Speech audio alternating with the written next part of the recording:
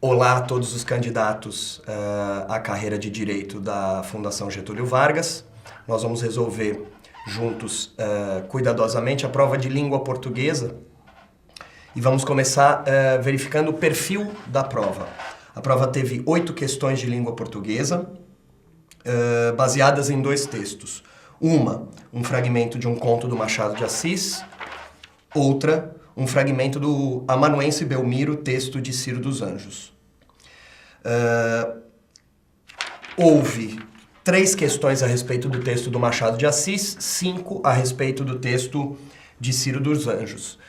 Nós precisamos, antes de mais nada, fazer um elogio à banca examinadora de Direito da Fundação Getúlio Vargas por, em primeiro lugar, criar uma prova de língua portuguesa calcada na análise de textos e, mesmo as questões de gramática da prova, se referem aos sentidos assumidos pelas expressões, pelas locuções, pelos pronomes dentro do texto. Trata-se, na minha opinião e na opinião dos professores de língua portuguesa do CPV, de uma das provas mais bem feitas atualmente, de um dos vestibulares mais bem acabados na área de língua portuguesa. Feito esse elogio, feita essa observação, vamos comentar cuidadosamente cada uma das questões. Em primeiro lugar, a questão AA, a respeito de um fragmento de texto de Machado de Assis, pedia: classifique morfologicamente o termo destacado em negrito na passagem, que na opinião dele eram inutilidades. O termo dele é o termo destacado. Além de classificá-lo morfologicamente, o candidato deveria apontar a quem esse termo se refere e ainda pedir a justificativa da resposta. Primeiramente, o termo dele é uma locução adjetiva ligada ao termo opinião, ligada ao núcleo opinião, e é muito importante o candidato perceber que o enunciado dizia classifique morfologicamente, portanto não havia necessidade de classificação sintática desse termo. De toda forma, se ele tivesse de ser classificado sintaticamente, ele seria um adjunto adnominal, expressando aí o valor semântico de posse. A segunda parte da questão causava um pouquinho mais de dificuldade.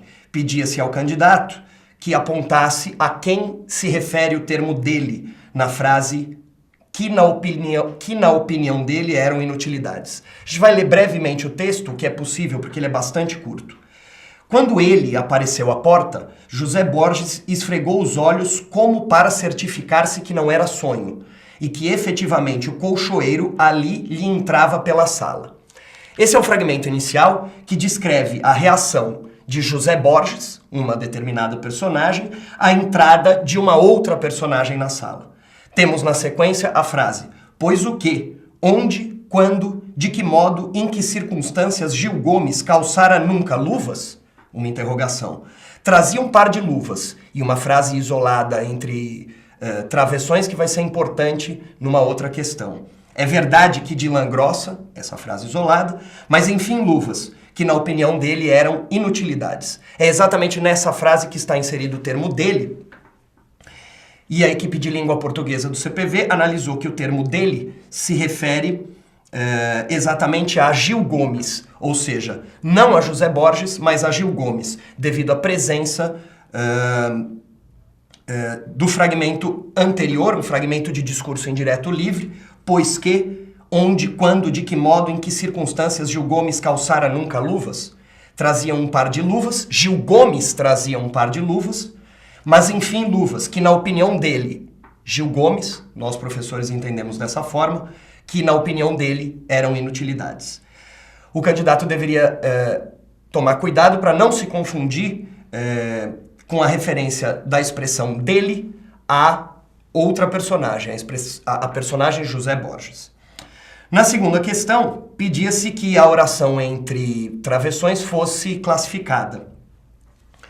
E classificada sintaticamente, e era preciso explicar o efeito de sentido dessa frase no contexto. A expressão é verdade que de lã grossa contém 2 orações. É verdade, oração principal, que de lã grossa, oração subordinada substantiva subjetiva, cujo verbo está implícito. É verdade, oração principal, que era ou eram luvas, vamos entender assim, que eram luvas de lã grossa. Essa expressão, é verdade que de lã grossa, como um todo, cria a ideia de ressalva, ou, se quisermos, de quebra de expectativa em relação às outras afirmações do período que se insere. Lendo mais uma vez no texto. Trazia um par de luvas, é verdade que de lã grossa, mas enfim luvas. Entendemos o sentido do período da seguinte maneira.